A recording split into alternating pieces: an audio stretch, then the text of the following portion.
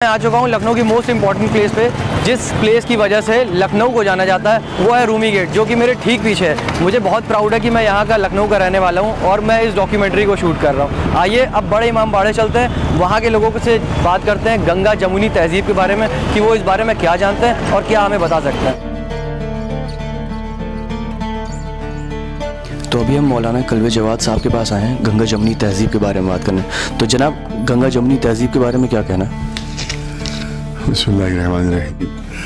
अब मैं तो ये समझता हूँ कि क्योंकि गंगा और जमुना जो हैं वो आपस में मिलते हैं एक जगह पर और वहाँ पर उनका संगम हो जाता है, तो अब अंदाज़ा नहीं हो पाता कि गंगा कहाँ पर और जमुना कहाँ पर है। तो शायद यही मुराद होगा इससे भी कि इस तरह से शीर व शक्कर होकर आपस में सब मिलकर रहें कि अंदाज़ा ना हो पाए कि भाई कि इनमें आपस में कोई इख्तिलाफ है या इनमें आपस में मजहबी कोई किसी किस्म की कोई जो है वो रंजिश है, बल्कि इस तरह से मिले कि आपस में भाई भाई लगे। हिंदू और मुस्लिम एक हैं क्योंकि इंसानियत दोनों में एक सी है। तो हिंदू मुसलमान के लिए जान दे सकता है, मुसलमान हिंदुओं के लिए जान दे सकता है। और ऐसे कितने ही उदाहरण हिंदुस्तान में हैं कि मुसलमानों ने कंधे से कंधा मिला के हिंदुओं के साथ देश की लड़ाई लड़ी है और उसमें सक्सेस मिली, उन्हें बहुत शाबाशी मिली है। जो काम उन्होंने किया उसके लिए उनको पूजा जाता है, उनकी आराधना की जाती है। तो इसलिए हिंदुस्तान का जो ये लखनऊ केंद्र है, यहाँ पे जितनी अच्छी गंगा जमुनी तहजीब देखने को मिलती है इतना अन्यत्र मिलता नहीं, और इससे औरों को सबक लेना चाहिए।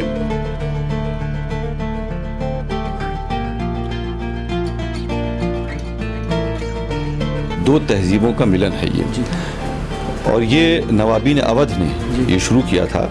उसका ख़ास मकसद ये था कि किसी के बातों से, किसी की गुफ्तगू से और किसी के रहने सहने के अंदाज से ये पता नहीं चलना चाहिए कि वो किसी ख़ास मज़हब या किसी ख़ास फ़िरक़े से ताल्लुक़ रखता है, बल्कि एक कॉमन कल्चर हो जो जिसमें सब ढल जाएं। तो उसको उन्होंने गंगा जमुनी तहजीब का नाम दिया जाता है। और पहली चीज़ जो उन्होंने की, जो बहुत अच्छी थी, आप कहीं आपको दुनिया में नहीं मिलेगी, उन्होंने आदाब अर्ज़। इस आदाब अर्ज़ का क्या मतलब था? देखिए, होता ही था कि आपने मुसलमान को सलाम किया तो उसने जवाब सलाम अलैकुम कहा, उसने कहा वालेकुम अस्सलाम। हिंदू भाई को से कहा गया नमस्कार तो उसने जवाब में कहा नमस्कार। तो अब वो सलाम अलैकुम कर रहे हैं, वो वापस कर रहे हैं, नमस्कार कर रहे हैं। तो इस सब को ख़त्म करके नवाबीन अवध ने एक चीज़ निकाली, आदाब अर्ज़ है। इसमें कोई फ़र्क नहीं, हिंदू भी आदाब अर्ज़ करते हैं, मुसलमान भी आदाब अर्ज़ करते हैं। ये ख़ास चीज़ उन्होंने एक पहचान बनाई जो अपने सिर्फ अवध की पहचान थी। लखनऊ में होली का फेस्टिवल जो है वो आज भी शाही जुलूस के साथ है, जो नवाब वाजिद अली शाह के द्वारा निकाला गया था जुलूस। उसी तरह से जो मुहर्रम का जो जुलूस उठता है उसमें आज भी हिंदू हजरात बड़े पैमाने में शिरकत करते हैं। तो इसलिए जो यहाँ का कल्चर और यहाँ का जो परंपराएं हैं वो एक दूसरे से इतनी करीब हैं कि पूरे हिंदुस्तान में भी अगर कहीं दंगे फसाद होते हैं उसके बावजूद लखनऊ उन दंगे फसादों से अछूता रहता है।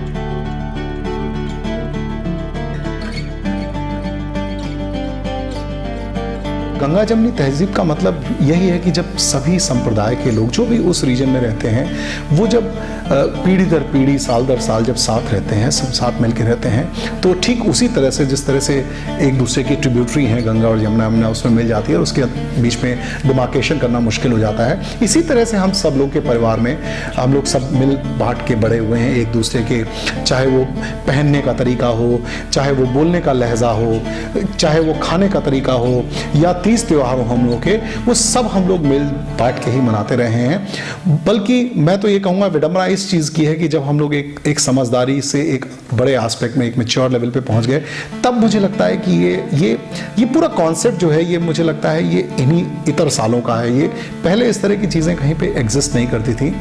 और मैं ये चीज़ फ़ख्र के साथ कह सकता हूँ कि ये जो गंगा जमुनी तहजीब है या ये जो हम लोगों का जो मेल मिलाप है या जो हम लोगों में एकता है, मुझे लगता नहीं कि कोई और हमको सिखा सकता है।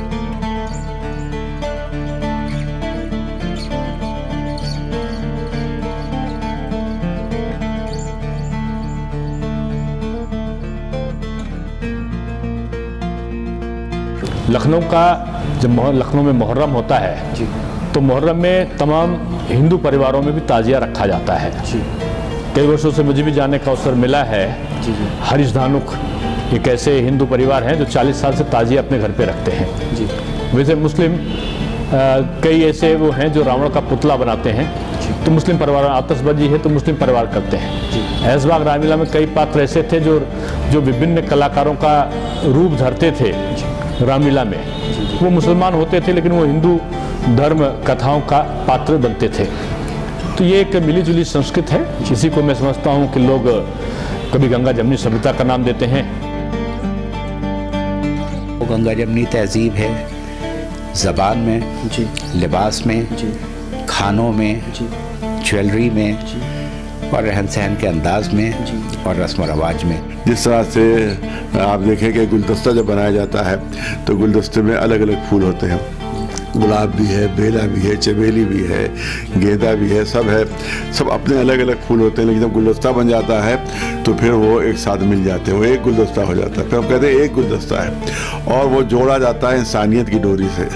तो मैं तो समझता हूँ कि ये इंसानियत की डोरी ऐसी है कि जिसके ज़रिए से ये एक तमाम फूल एक गुलदस्ते पर सज जाते हैं।